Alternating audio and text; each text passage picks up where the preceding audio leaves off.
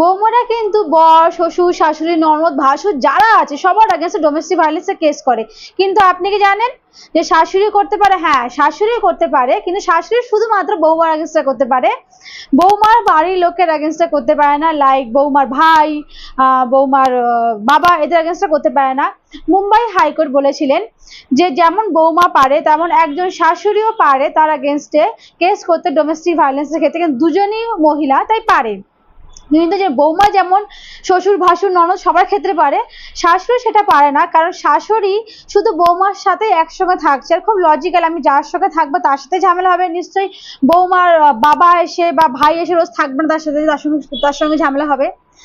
তার জন্য domestic violence যদি আপনার মা বা আপনার সাথে আপনার বৌমা যদি খুব বাজে ব্যবহার করে থাকে বা আপনাকে মারধর করে, আপনি প্লিজ আপনার পাশাপাশি থানায় গিয়ে ডোমেস্টিক ভায়োলেন্সের কেস অবশ্যই করবেন। আপনার কেমন লাগলো ভিডিওটা প্লিজ কমেন্টসে জানান।